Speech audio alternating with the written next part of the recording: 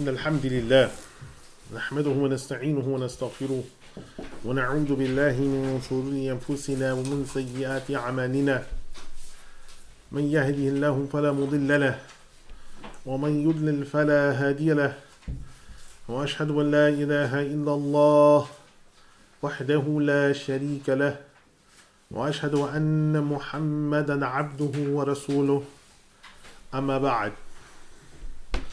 Alhamdulillah.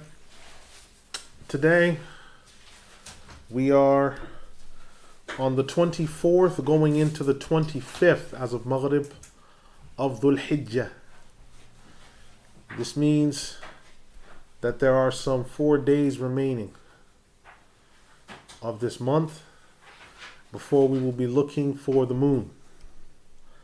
If we should see the moon, then that will mean that Dhul Hijjah is 29 days and the 1st of Muharram will be in those 4 days.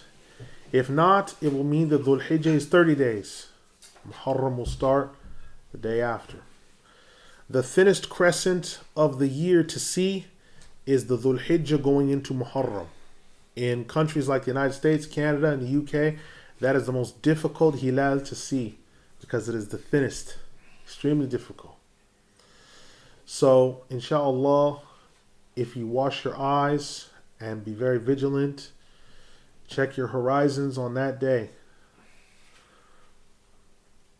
And 4 days from today, look for that after sunset and see what we can find. We will see. We'll also be checking with our Dar al-Islam, the section of it closest to us, which will be the Maghrib, the Morocco, the Kingdom of Morocco. Now, as I mentioned, we had a lengthy introduction before, and now today is the first of, I hope, 2 lectures that I'm going to be doing on Ya'juj and Ma'juj. The material is so voluminous, I might be squeezed into a 3rd lecture, but I'm trying to keep this brief, but at the same time, there's just this much material. I don't want to short on anything because our lessons on the signs of the end of time have been exhaustive thus far, because I want us to have a very panoramic view of the signs of the end of time, so it's systematic. All the things I've tried to do with you have been systematic because I don't like to waste your time. I want for you to have a good view of these things so that you're on right knowledge and sound insight. So, the appearance of Ya'juj and Ma'juj, we can't discuss this without discussing Dhul Qarnayn, because Dhul Qarnayn came across them. And if Dhul Qarnayn came across them and we don't discuss some of his distinguishing characteristics, their distinguishing characteristics, then we haven't really put the pieces together on Ya'juj and Ma'juj, and we've missed our target. So we need to examine the aspects centered around Ya'juj and Ma'juj. As we quoted in the last lesson, the ayat on Dhul Qarnayn was responsible for setting up the wall that blocked off Ya'juj and Ma'juj. He was directly responsible. He also mentioned that the wall at some point would be made to be nothing. It would be demolished. And that this was a sign of the prophecy of the end of days. And that this was a promise from our Lord. This then causes us to develop and to put the section today into 5 parts. The first is, who was Dhul Qarnayn? Then, what was his journey? Number 3, why was he mentioned and why was he asked about? And how did Dhul Qarnayn come into contact with Ya'juj and Ma'juj? And then finally, what are these strange lands that the Ya'juj and Ma'juj inhabit? So these are the 5 things we're looking to answer today. There are targets. So, who is Dhul Qarnayn? We'll start first of all with Shaykh Muhammad Rabi' al-Tabbakh. He died 1370. Now he gives us a definitive answer. Now, why Imam Muhammad Rabi' al-Tabbakh?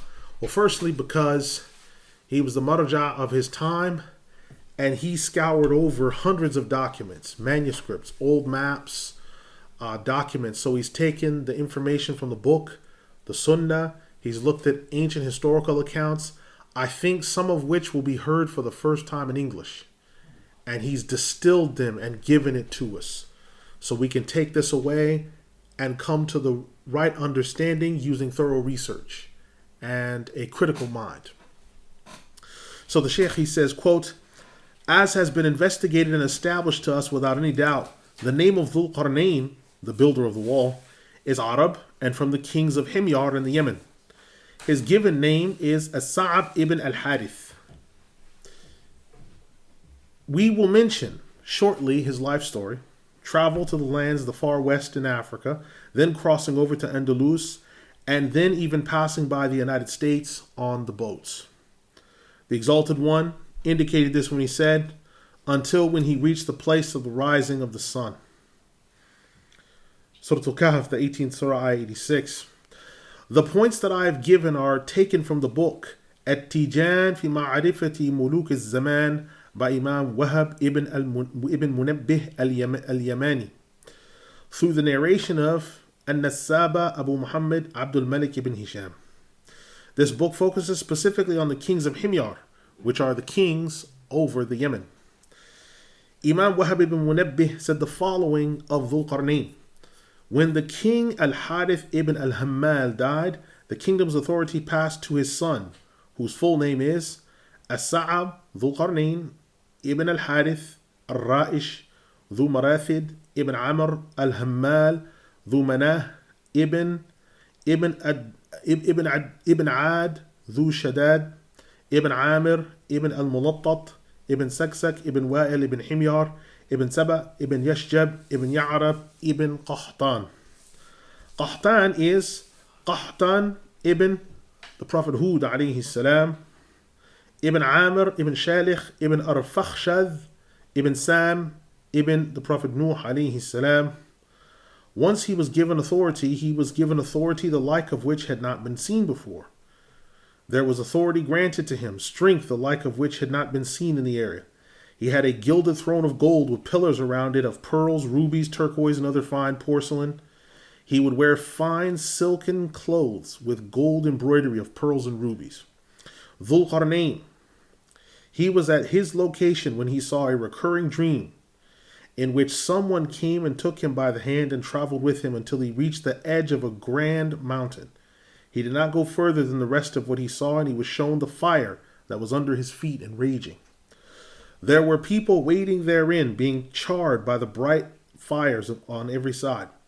As-Sa'ab said to one of those with him, who are these people? One of those with him said, they are the tyrannical rulers. Sa'ab, take off the rida, the cloak of arrogance, and be humble in the presence of Allah. He will give you honor and might, more than you could have obtained, and respect greater than that which could come from your arrogance. He will give you rank and honor greater than the rank and honor of dominion. Choose for yourself which of the two paths is more beloved to you. When the morning came, he came out to the people from his chamber, and was humble and generous, after having been mighty and hard-hearted. He sat among the common people, and there quickly entered his heart a great fear of Allah. He next told his attendees to take away his throne, and they removed it. Dhul Qarnayn addressed the people by saying, people, break down this throne, and for every power that comes without right, it should also be torn down. The throne was then torn down and melted up, and it was distributed among the people. He then threw down his embroidered clothes, and the people took hold of them. He then said, people, Allah is mighty, forceful, and he despises the tyrannical and forceful. He brings death upon whoever claims to be a rival to him. He lays him low with dominion. Whoever claims to be an opponent to him, he brings everlasting to everlasting after trials have ceased. Dhul Qarnayn continued to see dreams and visions. On the second, third, and fourth days he saw visions and strong dreams. What he saw on the fourth day was more vivid than the third more vivid than the second, and so forth. He kept being shown that he would travel the land and take dominion over the earth, and that judgment over the planet would be yielded to him. When he awoke after the fourth night and the dream that accompanied it, he sent for his ministers and had them assembled along with his advisors. He narrated to them that which had been seen, and they came together to discuss its meaning and implications. An old man from among them that had intellect, religion, and wisdom of the ages stood up and addressed Dhul Qarnayn. Yes, king, there is no one on the earth that is able to explain the meaning of the dream except the prophet that is in Jerusalem from the children of Ishaq ibn Ibrahim al-Khalil. Close quote. Now understand this then. We have examples of this happening to kings before. If you read the story of Nabiyyuna Yusuf alayhi salam, where the king of Egypt is asking what's the answer to this dream, none of the magicians know it, none of the sorcerers know it, none of the Tindis know it, none of the advisors know it. And it takes a prophet to interpret this dream because the source of this dream is coming from Allah the Exalted. So now he knows these people can't help me. I now have to go to a prophet that's in Jerusalem, that's from the children of Ishaq, Nabiyyuna Ishaq alayhi salam, the son of Nabiyyuna Ibrahim alayhi salam al-Khalil. So now he makes his way. He says, quote, Dhul Qarnayn said to him, is there indeed a prophet in the earth by Allah? The wise old man said, yes, indeed, dear king. I have not come to the king except to meet him and hear from him what he called to and what he narrated.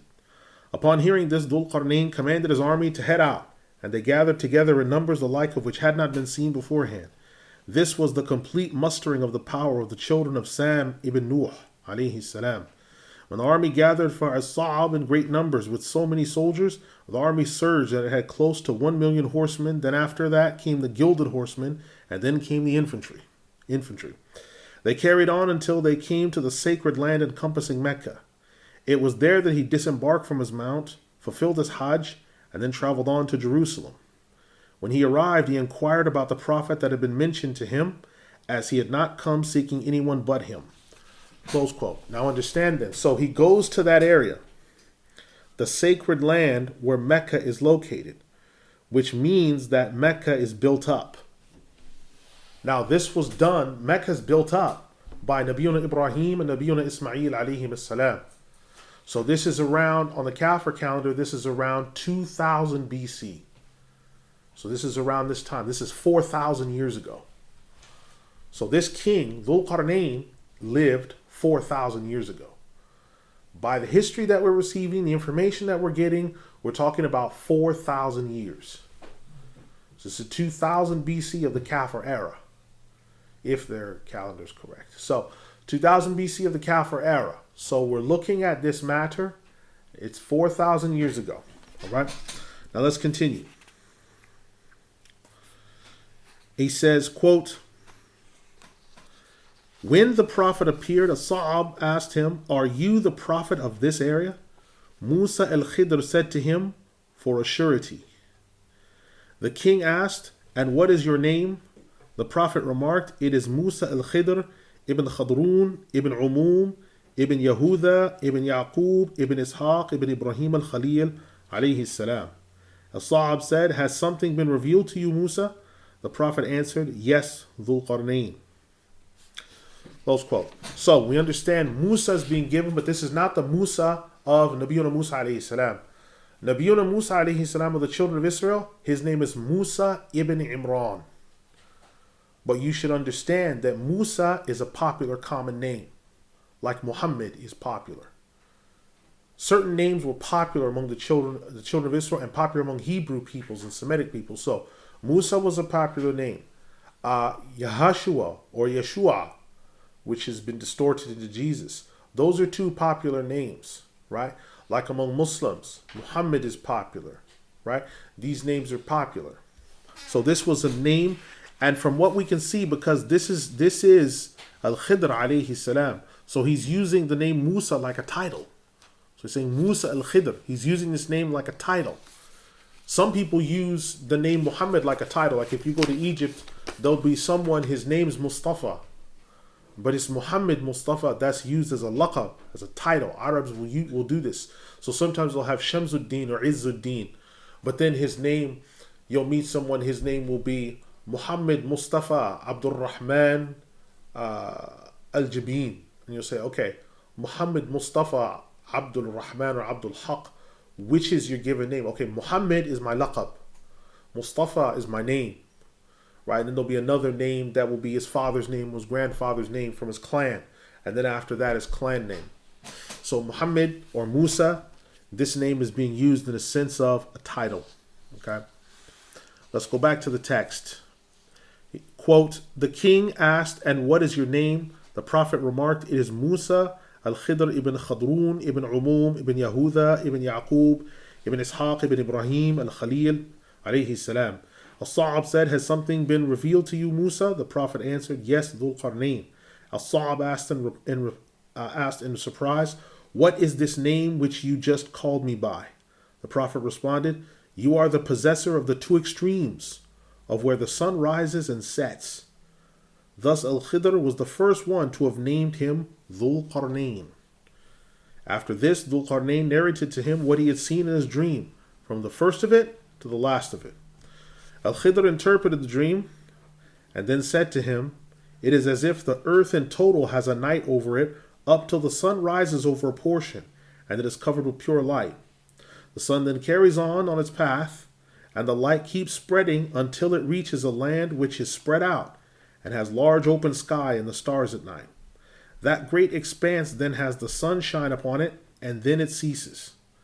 Al-Khidr then took this principle and said to Dhul Qarnayn, in this dream you have been commanded to travel westward. Thus Al-Khidr revealed the revelation of what had been meant and taught to Dhul Qarnayn, as well as the different matters of truth. He taught Dhul Qarnayn the meaning of his dreams and principles around travel and the like. Thus Dhul Qarnayn learned two types of knowledge. Close quote. So this is taken from a book by the Shaikh of Dhul Qarnayn, pages 143 to 147. So he learned two types of knowledge. He taught him the science of dreams and also the science of travel, how to travel and navigate. And this is going to come in handy. So we've looked at who is Dhul Qarnayn. Dhul Qarnayn is a laqab, it's a title. This man is actually Arab. You say, okay, well, wait a minute. Arab, Nabiyuna Ismail alayhi salam, he's the father of the Arabs. And Nabiyuna Ismail alayhi salam at this time must have been young. This is 4,000 years ago. So how could Dhul Qarnayn be Arab when Nabiyuna Ismail was a small child and Nabiyuna Ibrahim alayhi salam was a full-grown adult at this time? All right, the answer to this question is in the following way. We need to remember that when we talk about Arabs, Arabs are of two categories. We have the Qahtan Arabs and the Ismail Arabs. All Sirah literature, including Imam Hisham rahimahullah, mentions this. You have the Arabs of Qahtan. Qahtan is coming from the area known as the Yemen. And these Arabs have intermingled with those people down by the bottom of them, where the Bantu tribes, so the place of Egypt, Sudan, that area, among the Yemenis, that's produced the Qahtani Arabs. All right? And most of their names will be after their fathers or some type of title. Now, Nabiyuna Ismail alayhi salam, he is the product of Nabiyuna Ibrahim alayhi salam, who was an Aramaean, which the Aramaeans are from Syria today. Most of Syria is Aramaean. They're not racially Arabs. They speak Arabic, but they're not racially Arabs. Most of them are not Arabs. And they're very quick to tell you that they're not Arabs, because they're not. Most of Syria is not Arab. It's Aramaean. But Arabic is the lingua franca. So Nabiyuna Ibrahim alayhi salam, an Aramaean, he marries Hajar alayhi salam, who's coming from South Egypt, which are from the original ancient Egyptians, the people that built the pyramids, all these things. These are Bantu people. If you look up the history of Bantu peoples, Hajar alayhi salam was Bantu in extraction. If she's from there, the ancient Egyptians were Bantu speaking. Some say the Niger-Congo Delta, but Bantu is probably easier to explain. So, Nabiyuna Ibrahim alayhi salam marries Hajar alayhi salam, and that produces Nabiyuna Ismail alayhi salam, who then is half Aramaean, half Bantu. This produces the Arabs of history of 4,000 years up until now. And those Arabs then intermingle into the other Arabs and produce the rest of this. The Arabs previous to them were the Qahtani Arabs, known as the Arabs, Al-Arab al-Asl, the original Arabs. So Dhul Qarnayn is from those original Arabs.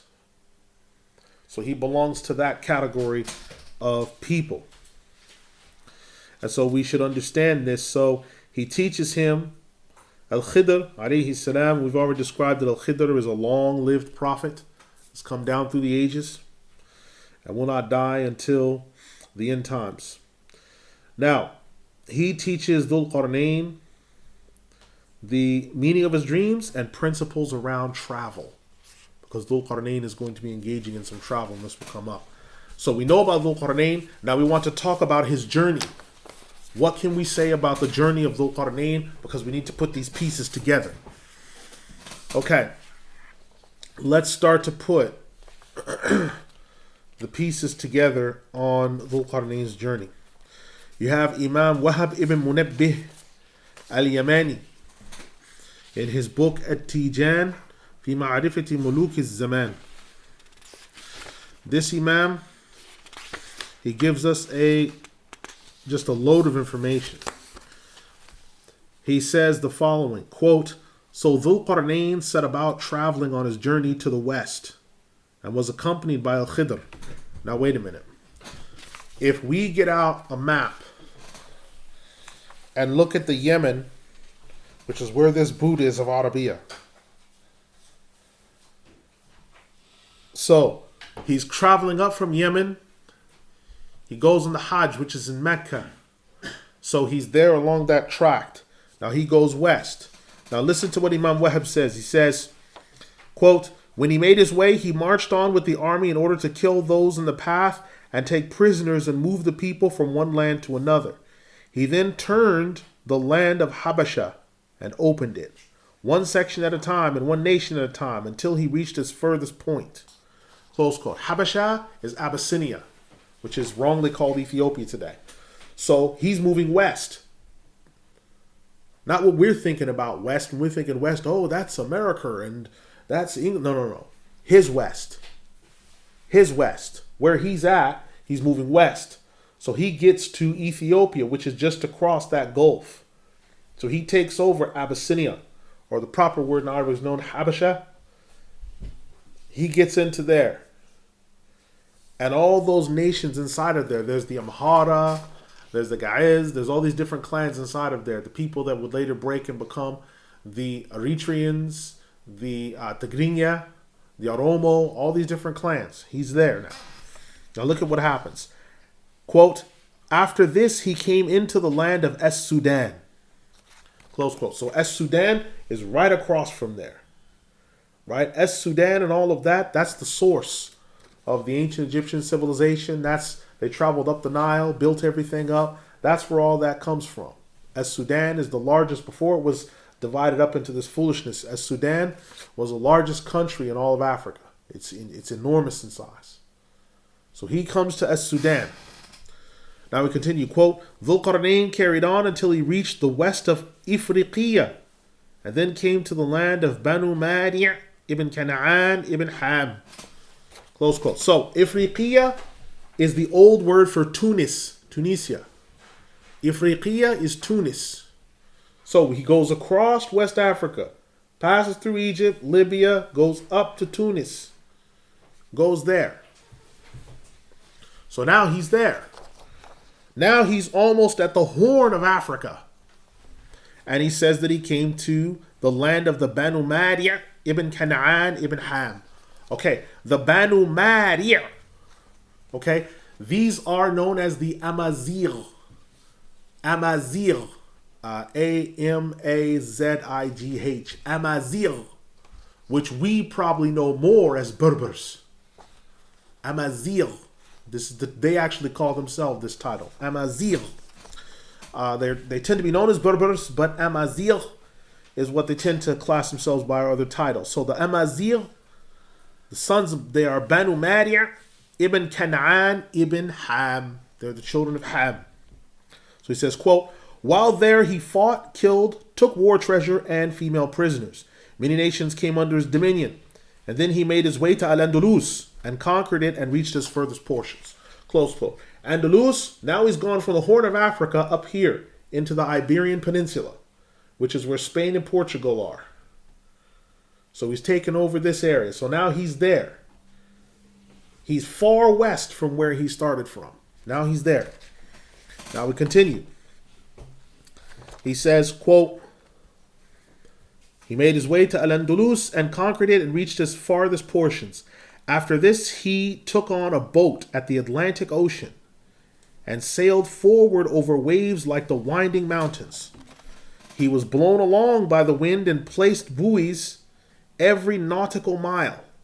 And every time he approached a buoy, he placed on top of that an image made of copper. Wait a minute. The Atlantic Ocean is between the Horn of Africa and this area and the United States. So he's placing a buoy as a marker. And he's traveling across. Now remember, Al-Yamani died around 420 Hijri. This is being written almost 1,000 years ago. This is history. So he's making his way across what is known as Al-Bahr al-Muhit, the Atlantic Ocean.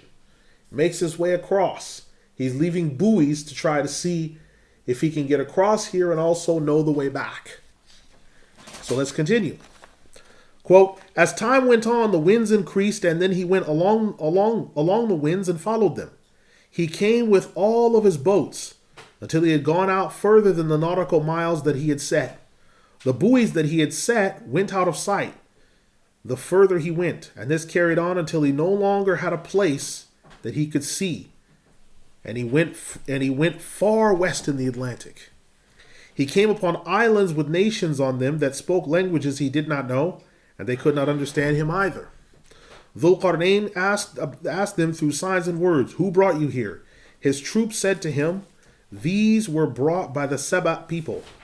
Dhul Qarnayn took hold of the tribes to kill them, but Al-Khidr told him, حتى إذا بلغ مغرب الشمس وجدها تغرب في عين حمأة ووجد عندها قوما قلنا يا ذا القرنين إما أن تعذب وإما أن تتخذ فيهم حسنا. Dhul Qarnayn continued on until he reached a location and the sun was setting near a muddy spring. He also found there a people. We said, Dhul Qarnayn, either you punish them or treat them well. Surah Al-Kahf, the 18th Surah, Ayah 86.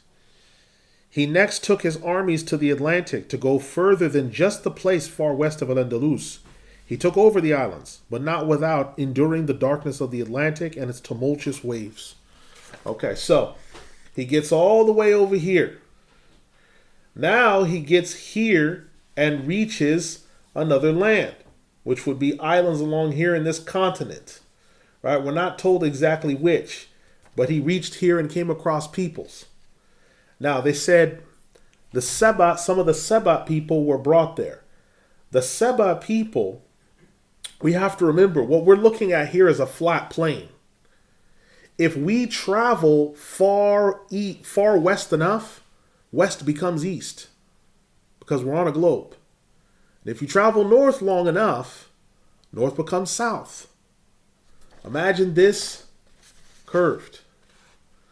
So what happens is, if you go from Alaska across the Bering Sea, you're here. You're at the beginnings of Russia and Mongolia. That's what's happening. So he's going far west. If the Saba people, which are coming from South Yemen, mixture between that and the Habasha people, if they go across and they use the Indian Ocean and make their way across, and then they leave China and Japan, they wind up on the west coast of the United States. So they go far east until they show up where? Near west. So what happens? Well, you find inscriptions, Arabic inscriptions in California from hundreds and hundreds and thousands of years ago in Sabian script, which according to archaeologists, this script is old enough to where you can tell that these are Arab sailors that landed here. So something's going on there. Something's going on these islands. Islands that are in the larger Antilles. You have Cuba.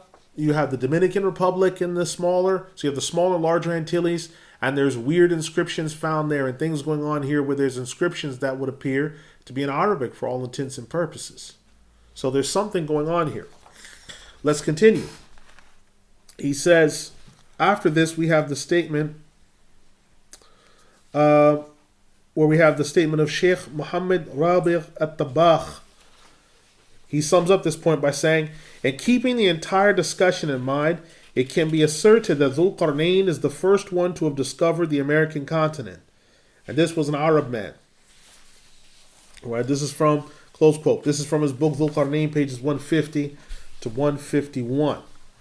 Now, our third point that we have to cover today is, why was Dhul Qarnayn even mentioned? And who asked about him? Because we're getting all this information about Dhul Qarnayn. Was this just given randomly? And the immediate answer is, well, no, because nothing in the Quran is given randomly. People ask questions about things. And so the discussion about Dhul Qarnayn starts up with, يَسْأَلُونَكَ عَنْ ذِي الْقَرْنَيْنِ. They ask you about Dhul Qarnayn. So someone was asking, who, why, and what did they have to benefit from it? Well, let's talk about it then. Muhammad ibn Ishaq, rahimahullah, he says the following, quote, the narrative about the companions of the cave was narrated due to the following incident. Al-Nadr ibn al-Harith was one of the obstinate demons of the Quraysh, and he used to regularly annoy the Messenger of Allah sallallahu alaihi wasallam, as well as openly showing hostility and hatred towards him. Al-Nadr was a traveler and went to Al-Hira and learned while there the stories of Rustum, Asfandiyar, and previous nations.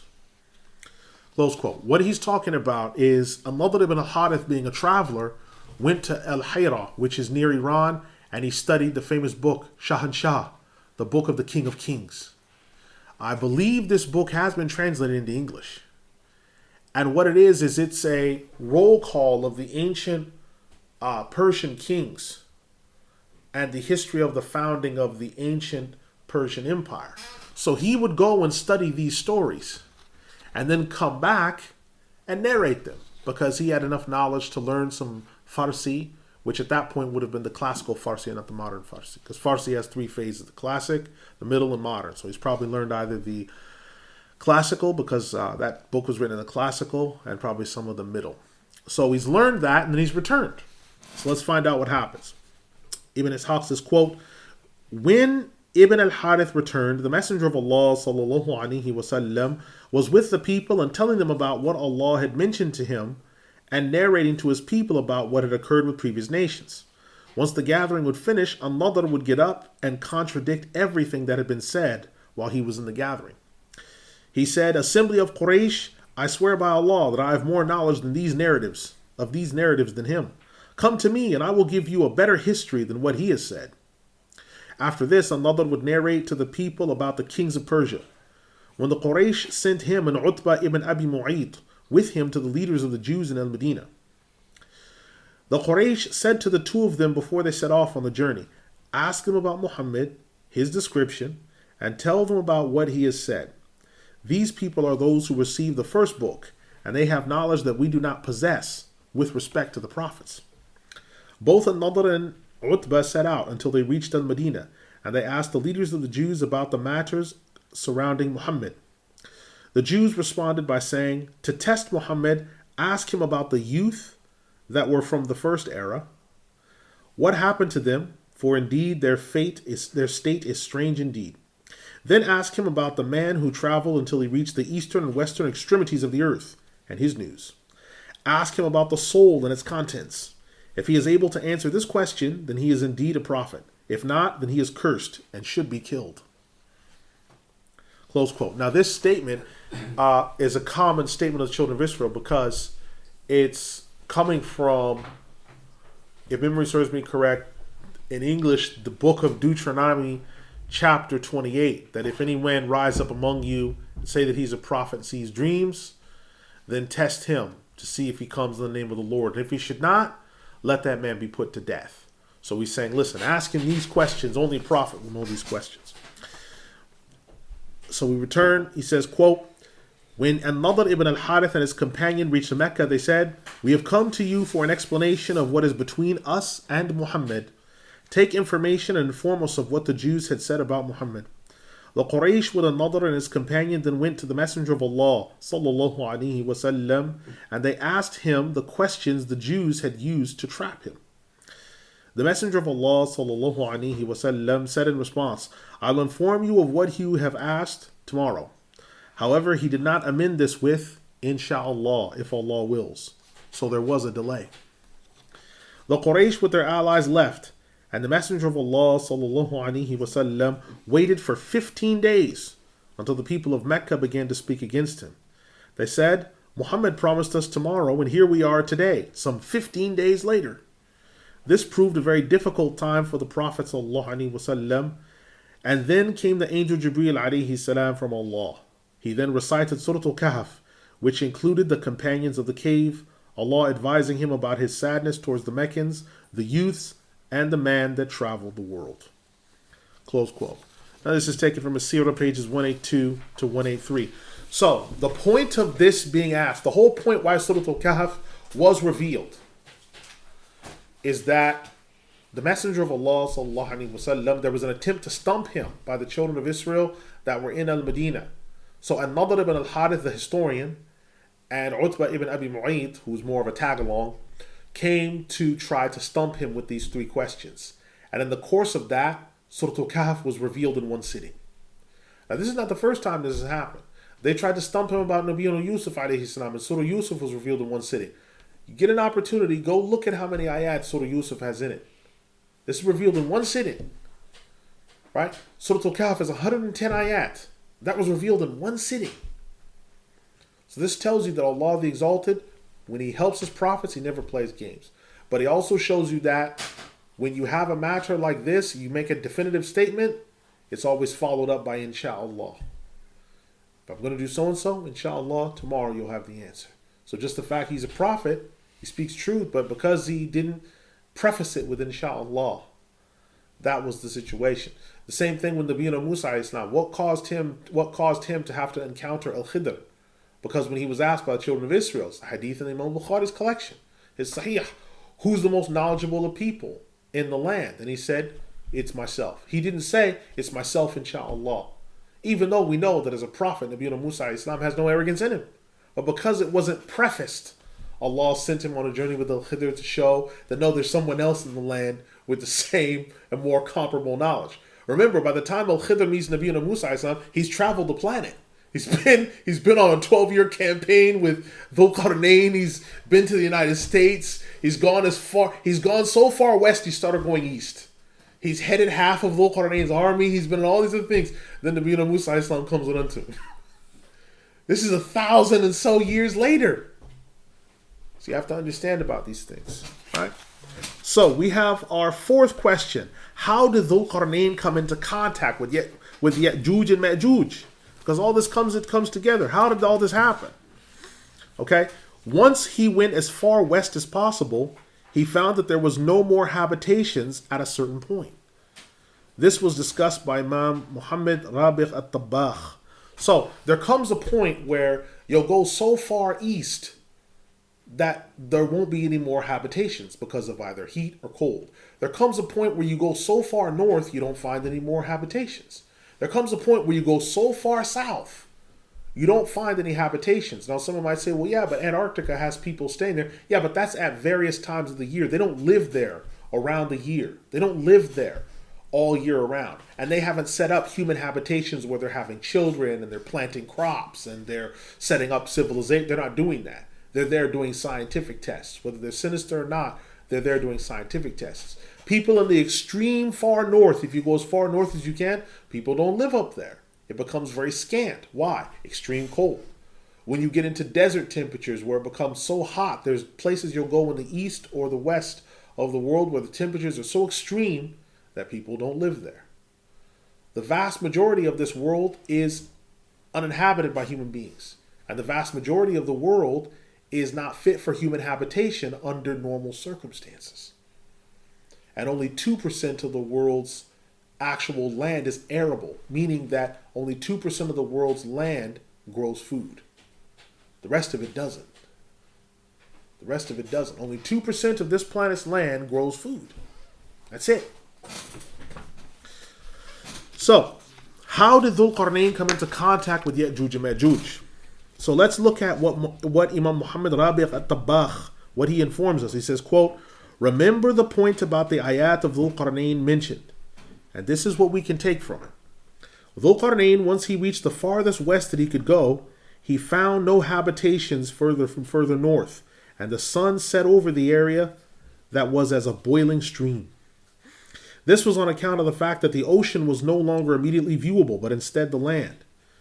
This is the same effect that a sailor has and envisions when he's sailing. To him, it looks like the sun is setting on the water. So he traveled to the earth to places that it is not possible to go beyond. This had come about as he had gone past the West Atlantic Ocean, and it was known as Uqiyanus. And this had islands in it referred to as Khalidat, which was the largest of the islands. Keep in mind that Dhul Qarnayn became Muslim at the hands of Ibrahim al-Khalil and made tawaf with him and his son Ismail alayhim as-salam at the noble Kaaba. The first one to have shaken hands and kissed on the forehead as a greeting was done by Dhul Qarnayn towards the Prophet Ibrahim alayhi salam. It has reliably been narrated by historians that he gathered in the Meccan sanctuary with Dhul Qarnayn, and Dhul Qarnayn kissed the Prophet Ibrahim alayhi salam on the forehead and shook hands with him and gave him the standard, judged by his law, entered his religion, and called the people to the particulars of his law. Close quote. So we understand then that Dhul Qarnayn, you say, well, wait a minute, he was Muslim before, wasn't he? Yes, he was Muslim before, but to announce it. The one he announced his Islam to, I'm Muslim, was he announced it to Nabi Ibrahim alayhi salam. So there may be people who were Muslim before, but the first person they announced it to say, oh, I'm Muslim as well, was Nabi Ibrahim alayhi salam. So we started the greeting of shaking hands and kissing on the forehead. This was the first one to do this to a prophet was Dhul Qarnayn alayhi salam. This is 4,000 years ago. Okay. Now we continue on. He says, quote, Dhul Qarnayn, according to the narratives of scholars like Ibn Kathir and Al-Baydawi, among others, returned from the west to the east, and it was mentioned that it was a 12-year journey. He journeyed so far east until he reached the place where the sun was directly overhead, and it rose high in the sky. This was the farthest east that one could go from the south, where human habitations were located. The king carried on until he reached a place where the people were living in the open air, but not in houses, and they had no sheltered areas to take refuge from the searing heat of the sun. Many of the scholars of history have mentioned that these people at the time of great heat of the sun would take to the herds of cattle that they had and use that. Some of them would dig areas in the earth that were like graves, but could shield one from the heat. Close quote. Now this is talking about caves or dug-in inlets. So you'll have people that dig large areas, they make roofed areas that look like caves. And they seek refuge in there because it's cool, because the dirt there stays cool. So these are people that they don't have houses like you and I have. They're either in tents, right? And the type of tents they live in are what are known as yurts. If anyone's ever seen a yurt, that's proper like Central Asian steppe tents. The yurt, that's what they stay in. And so because they don't have built up habitational houses like adobe houses or things like that, they're not always safe from the searing heat from the sun. Many people think that Africa is hotter than Asia, but Asia is actually far hotter. And for most of its history, it's carried most of the world's population is located in Asia. And the heat that's there is located there. A lot of the earth's rice and its green leafy vegetables are located in Asia. So Asia has searing heat, and it's searing wet heat. So he carries on, quote, he had made it this far through great difficulty. He had gone from east to west and back again, but taking a close north to south route at the same instant. He then came to two large mountains that were making a natural barrier between the people up north and those further south to them. This demarcated the land of the Turks from their other relatives, Ya'juj and Ma'juj. According to historians, behind these two mountains was Ya'juj and Ma'juj, and there were peoples on the side that were nearest to where Dhul Qarnayn was approaching from to reach the land. In the book, النخبة الأزهرية في التخطيط الكرة الأرضية, the following is established about the topography in China, in which there is a clear picture of this wall, and it is part of the other wall in China. You can see that the southern portion is blocking East Turkestan along a chain of mountains from the middle of China. These go in the direction of the east and stretch up to the north into a mountain chain called Qarnayn Tun. After this mountain range ends, you then see an open patch that extends to the east, and there are a chain of mountains after that referred to as Anshan. The mountain chain follows on up to the north into the land of Manchuria, and the mountains called Kanjujan the Great. The northern mountains are Qarnayn Tun, the western mountains are Anshan, and the mountains after that are Kanjujan the Great.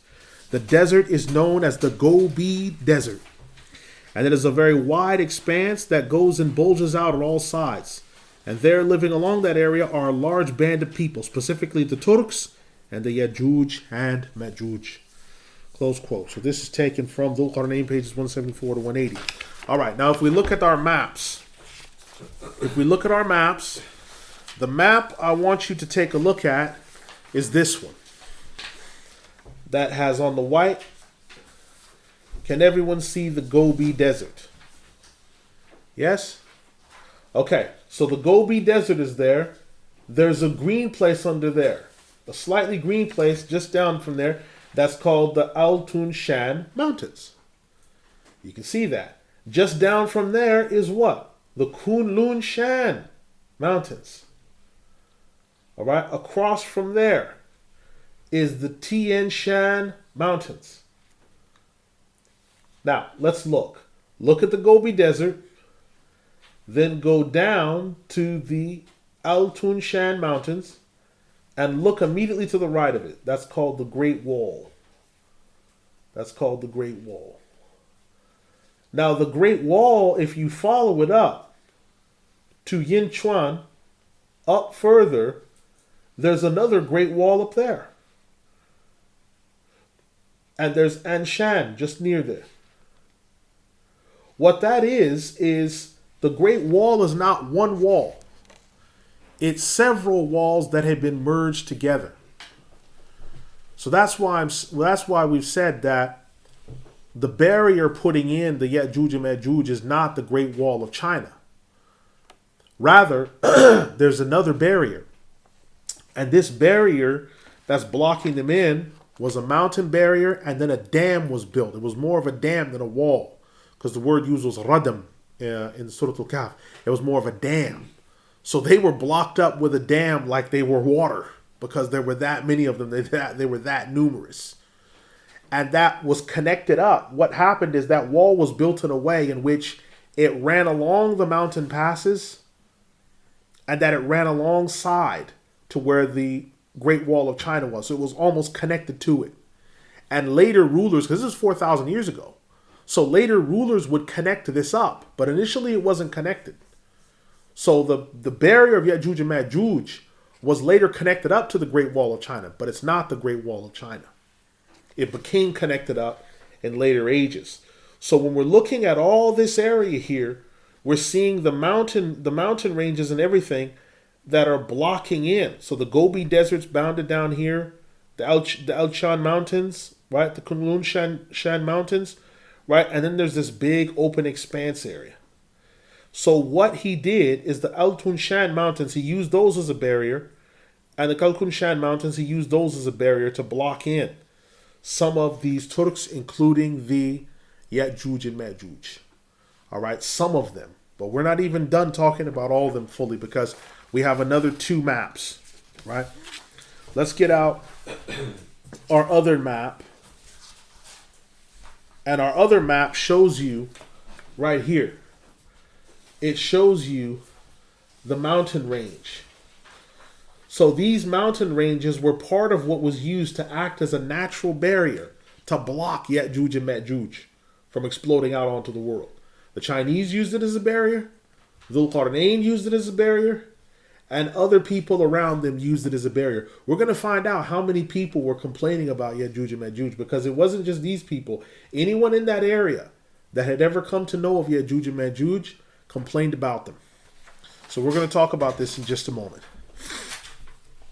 So we return back to the text. Now this text is called An-Nukhbatul Azhariyya fi Takhtit al-Kurat al-Ardiyya. it says the clever words of Azhar in mapping out the full expanse of the roundness of the earth. This was written centuries ago. The whole topography of China and everything was laid out. We put these things in here so that you know that the idea that Muslims didn't know about topography or cartography, this is foolishness, because Al-Azhar had a whole cartography department. A whole cartography department that dealt with map making and all of China. We're talking about when China was in the stage where there was still the Forbidden City. Muslims had full mappings of China. Full mappings of all of China's provinces and its inlets and its mountain ranges and everything else. When China was still referred to as the Forbidden City, the main city in China, you couldn't even get in there, but Muslims had figured out a way to get there, to map it, to do all the breakdown of their provinces and everything. So this sets the standard for the competition, because fastabiq al-khayrat, so compete in good deeds. These brothers have set the standard. Now we have to come now and take it up because we think we're smarter than them, because we've been to university, we pressed a couple of buttons, and maybe we have Wheaties in the morning instead of flat bread, so we think we're smarter than them. So the standard's been set. Now if you really are smarter than them, then show that you're smarter than them. So the Shaikh goes on to say, quote, "You can see that the southern portion is blocking East Turkestan along a chain of mountains from the middle of China. These go in the direction of east and stretch up to the north to a mountain chain called Kutayn Tun." We've seen those. Right?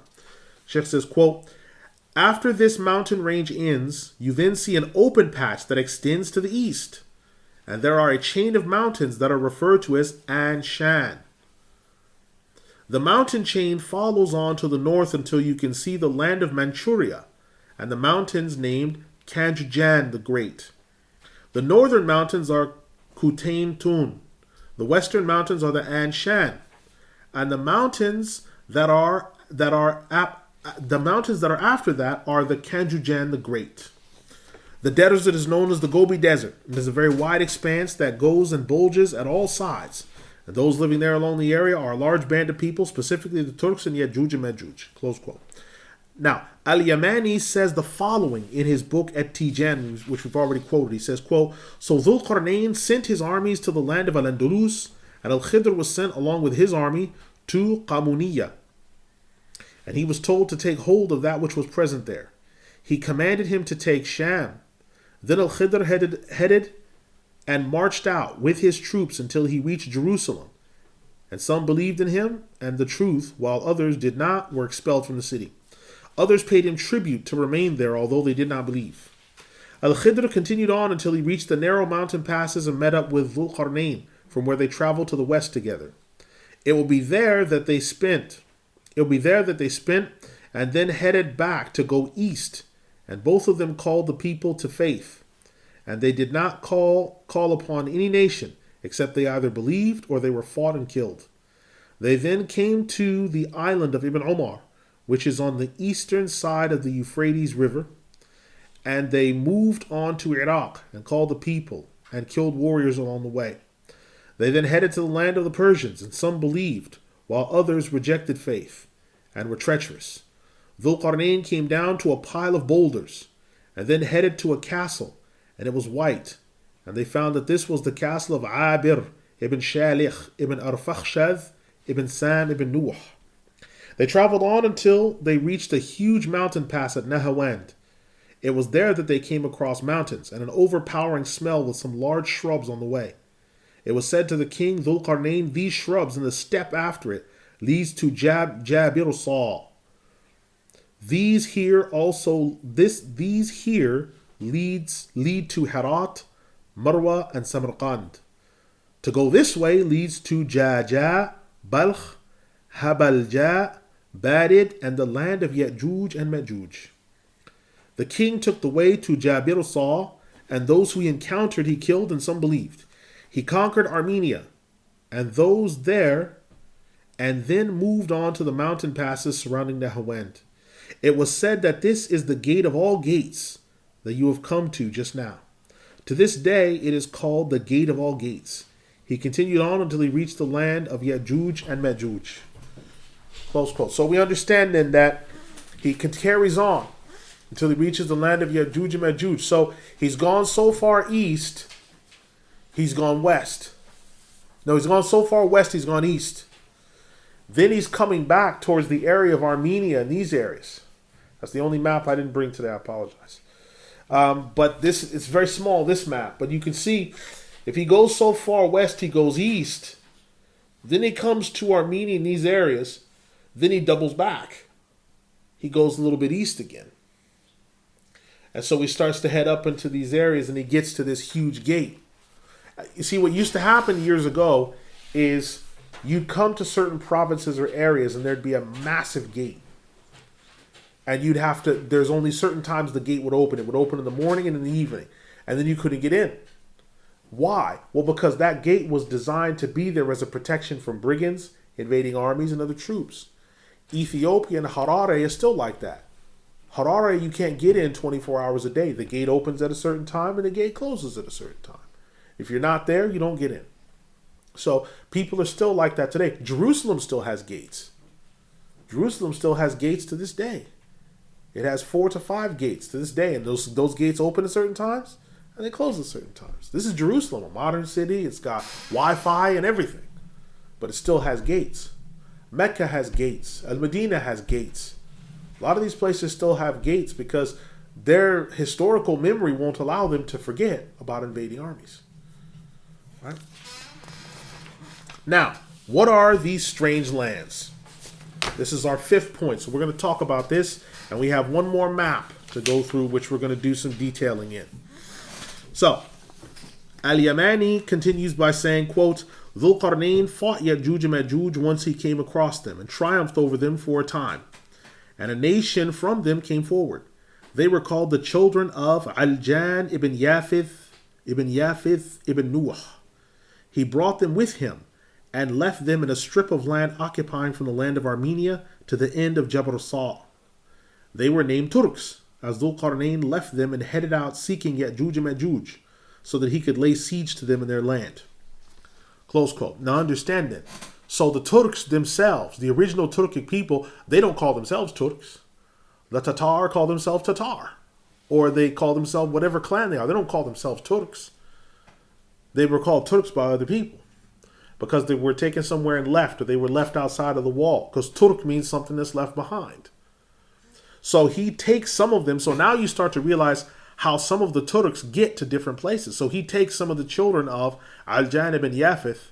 These are Turks. He takes them to the land of our. So he spreads some of the Turks. He takes them and spreads them. So he's now becoming a little bit part of the prophecy because he's taken some Turks for the walls built and spreading them to these different places. We carry on. He says, quote, they were named Turks as Dhul Qarnayn left them and headed out seeking Ya'juj and Ma'juj so that they could lay siege to them in their land. He came forward taking land after land, nation after nation, till he reached a land of shrubs, mountains with smoke billowing off that had foul-smelling shrubs. This area he took, and he burned the pathways to it, and went up and down the area until he conquered it, and was victorious over them, and kept them in retreat for a time. He then reached the innermost portions of their land and conquered this. And it is a flat plain, an open area without a great deal of elevation. And he took hold of who he could there from the Ya'juj and the Ma'juj. Close quote. So this is taken from 184 to 187. So he's trying to take hold of the Ya'juj who he could. They were so numerous he couldn't take all of them. So he tried to take who he could to stop them. Because even he encountered them, what they're doing. Because remember what the people said regarding the Ya'juj. They're causing corruption in the land. They're doing this. That's why he's going up there, to try to take hold of them, to try to stop them. He was victorious for a time. So if you want to know more details about this, you go to Surah Al-Kahf or the lesson we've done before. Now, Imam al-Tabbakh sums this up by saying, quote, now that we have understood about the matter in detail, we can say that Dhul Qarnayn came through after he had reached the gate of all gates, from the land at the site of Khazar, and he carried on until northern Turkestan, until eastern Turkestan, which is in the south and is bounded by the mountain chain of Khotantan. All of these lands up to and reaching the mountains of Kanjujan is called the land of Ya'juj and Ma'juj. Further to this, included in their domicile is what is behind these mountains, and extended to the western provinces in today's China from the north as well. These people are Turks, and they are called so due to the fact that Dhul Qarnayn left them at the eastern places of the barrier, and they started being called this due to that for this reason alone and not for anything else. So what the author of At-Tijan is given makes us understand that the trial that was being caused by the Ya'juj and Ma'juj was in the southern portion of China and its island territories. And the intent of this was most likely referring to the islands of Southeast Asia, or the islands that have the nation today referred to as the Japanese. These were terrified and being terrorized, and the people of these places came to Dhul Qarnayn complaining about the Ya'juj and Ma'juj and the problem that they had from them, and the corruption they caused to crops, destruction of land, robbery, and they were a most strong and fierce people indeed. No one but Allah knew their full number and measure. These nations were a small portion compared to Ya'juj and Ma'juj's overall numbers. Close quote. This is taken from the same text, pages 185 to 187. So we have our last map. So if you look on this map, you can see Inner Mongolia. This is the term where the Mongols come from. What are the Mongols? The Mongols are Turks. So they're inside of China. Right?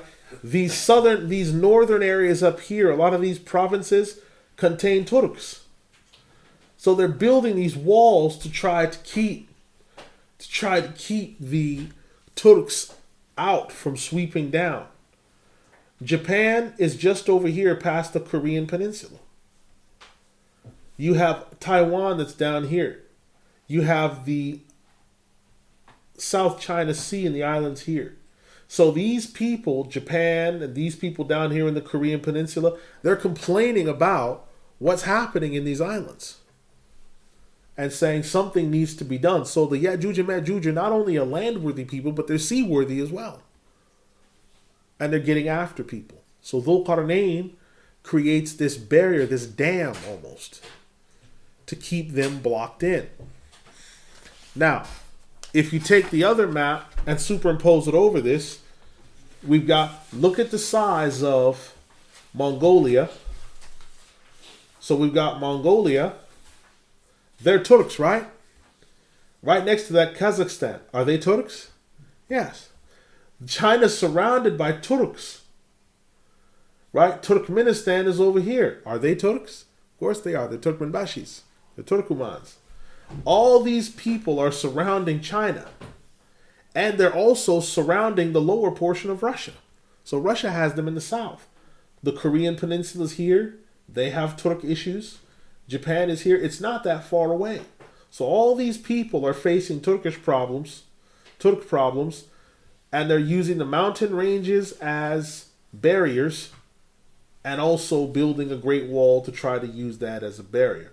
But all this area in here belongs to the Ya'juj and the Ma'juj. All this area, including the Mongolian region and Manchuria, that's their area. And these mountains act as a barrier, as well as that other barrier wall that's there. Now, next week, inshallah, we're going to be talking about, because we know some were left outside of that wall or dam. Some were left outside. Of the 20 tribes, one was left outside. And we know those that Dhul Qarnayn took with him and spread them, inadvertently or purposely, they were outside. Now we need to talk about, next week, inshallah, the final tribulation that will involve Ya'juj and Ma'juj. Has the wall been breached? Has it not been breached yet? How far have they gone? How far have they gotten out? What are we expecting? What are we not expecting? What does all this mean? How do we tie all the loose ends up? So next week's about tying up loose ends. So I say at this point, أقول قولي هذا أستغفر الله لي ولكم أستغفر الله إن الله غفور رحيم. Are there questions over what we've covered so far today, or is were you just so overwhelmed you just don't know what to do now? Yes. Has anyone tried to find the wall or think that they know the exact location of the part of the wall? Okay, so a question is, has anyone found the wall, or do they know the exact location of the wall? Alhamdulillah, salatu wa salam ala rasulillah. During the Khilafah of Umar ibn al-Khattab, he sent people out to look for the wall to see if it had been breached, because he wanted to know how much time people had, how serious it was, how big the hole was, to know how many of them may have gotten through and gotten out, right? Which we're going to talk about next week, so I can't go into too much of it right now. But he did send people to go and see if the wall had been breached. The Abbasids sent people to see if the wall had been breached. So they sent people. Sometimes they came back, sometimes they didn't. So we do know where the wall is. Well, here's the interesting thing. In the time of the Prophet ﷺ, there were companions that traveled. And they came back. And they said, I think I saw the wall. And the Prophet ﷺ asked for the description of the wall. And they gave a description. And we'll talk next week about what that description was, all the details, and how that pans out. Because that's going to be connected with, has the wall been breached? So first we need to discuss, has it been found? Has it been breached? Are the holes there? And how many of them have gotten out? And how close are we? Because that's going to tell us how big the breach is, how many of them have gotten out, and how much we're looking at. That's what that's going to tell us. Are there any other questions? Yes? Has the wall been mentioned in any other of the histories outside of Islam? So, the question is, has the wall been mentioned in any other histories outside of what we have? Alhamdulillah. Salatu wassalamu ala Rasulillah. I can recall there's a number of Arabic books that were written that were translated. Some of them were in French, translated into Arabic. Some of them were in German, because there was a lot of discussion around this from the Victorian era and others. So there have been other books written on this. They refer to these things as Oriental curiosities, because it's Muslims that have had this revelation. So they say these are Oriental curiosities. We want to get to the bottom of what these things are. Like they're looking for Nabiyuna Sulaiman alayhi salam, his gold mines, Sulaiman's lost mines, or Solomon's mines, or they're looking for all these types of things. They're looking for the original Babylonian gardens. So they're looking, okay, let's try to find the gate of all gates, and let's try to find Yajuj and Majuj and see if we can communicate with them. They might be able to give us scientific information. They want to know all these types of things. So there have been people that have tried to make that journey and that trek. It hasn't turned up any significant fruit for them, because many times they were just going east and trying to follow what they felt, rather than following the historical accounts that we have. So, are there any other questions? Yes. Is there any significance in when the old wise man said to them to go and see the Hidr on Islam in Jerusalem? Is there any significance in why he sent them there as opposed to any of the prophets? Or Okay. say they believe on Islam? Okay. So, is there any wisdom in why? The question is there any wisdom in why the old man of religion and knowledge of the ages sent Dhul Qarnayn to Al-Khidr instead of the other prophets? Is there any wisdom in this, and why? Alhamdulillah. Wassalatu wassalamu ala Rasulillah. Yes. This is connected with the fact that Al-Khidr was given an extensive amount of knowledge, and Al-Khidr was also the one fated to interpret his dream. And he would also travel with him. So if you look, most of this 12-year journey, Al-Khidr was with him.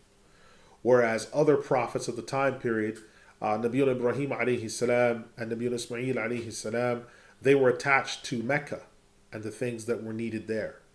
Nabiyuna Ibrahim alayhi salam was particular. You see, prophets, most prophets in general are tied to an ummah, a people. Al-Khidr, because he's a long-lived prophet, isn't tied to a people. He's been through many different ages previously.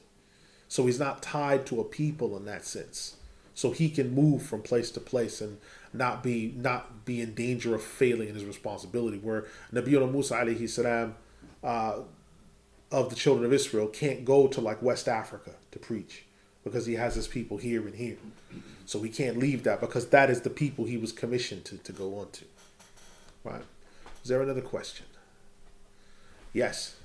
The army of Dhul Qarnayn, what was the total number of warriors in the army? Where were they from? What was their ethnicity?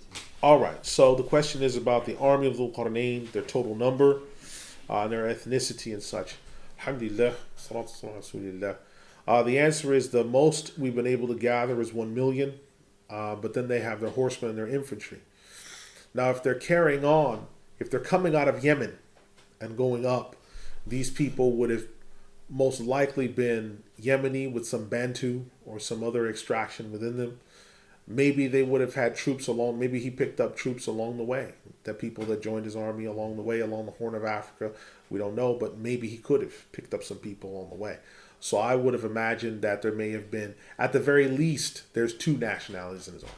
There would have been the Himyar people, the Arabs there, the original Arabs, and then whatever people that he also had in his kingdom, whether they be Abyssinians or the Sudanese, he would have had some of those people and then marched off and carried on. At the most, however many lands he went through is however many people he picked up. I mean, at one point he picked up Turks, took them, so they were part of his army because he had to shift them to Armenia and the eastern lands. So at one point he had Turks in his army. So he had a pretty extensive army if we hold everyone to account. Any other questions? Yes? Did they, so you know, so within Mongolia, if you go south from there, so into China, and when they would Ya'juj and Ma'juj. Yeah. Gog and Magog are biblical figures. Sorry. So when they were attacking different lands, say Japanese or other people complaining, Yes. did Qarnayn kill them, so the tribe that had come out, and so then contain the rest of them, or so when they were out, when they left out? Okay, good question. So, when the Ya'juj and Ma'juj were causing the tribulations and the people complained about them, did Dhul Qarnayn kill them, or did he seal them out?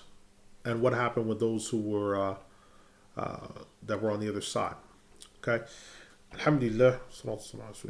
The answer to this question is that the reason why the wall was built was to stop that.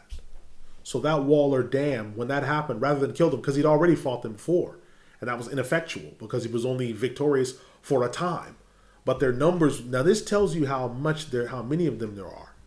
If you get an opportunity, look up Turkic peoples throughout the world. And you see how many there are. There's no way Dhul Qarnayn could have beat all those guys. He could have fought them 100 times. And there's no way he would have been able to subdue them. So he had victory over them for a time. Laid hands on some of them for a time. But then he realized this simply isn't sufficient. I've got to build something up to keep them out of the way. And so that was the dam or the wall that sort of kept them out of the way. An interesting thing is the word radam, dam, is used in the ayah. And the Ya'juj and Ma'juj coming out, Allah mentions it like water bursting out of a dam, because there's so many of them. So it's so interesting the play on words that he's used, like rushing water coming out of a dam. And he built a dam to stop, because you build a dam to stop up water. And there's so many Ya'juj and Ma'juj, a dam has to be built to stop them. Not just any wall, a dam, a wall like a dam, to block them up, to keep that water behind there, because they're always looking to get through. So this is the tribulation of Ya'juj and Ma'juj. Is there a final question? Final question. Yes. These Ya'juj and Ma'juj, they're human. There's nothing supernatural about these people. No. So they're just human. So yes, the Ya'juj and Ma'juj, these are humans. But because of their sheer numbers, they're going to do things that are out of the ordinary. Because when you get such a large number of people, they will cover large plains of area in a short period of time. If you we've been through the history lessons, we've looked at the signs of the end of time. We're not even talking about Ya'juj and Ma'juj. If you remember what the Tatar did, that's just a subset of them. How much damage they did in just a short period of time. It's superhuman in terms of because of the sheer numbers. When you start hitting numbers 1 million and 3 million, you start sweeping down and doing things, your numbers are so great that there's no way that someone can repulse you without suffering heavy casualties, because your numbers are so great. So the things that they'll do will be superhuman, but they themselves are human beings. They've just been endowed with immense strength and enormous numbers. Immense numbers. Yeah. So, if there's no more questions, then we'll close here. Subhanaka Allahumma wa hamdika wa ashhadu an la ilaha illa ant astaghfiruka wa atubu ilayk innahu ghafurur rahim rahimin wa la ilaha illa Allah wassalamu alaykum.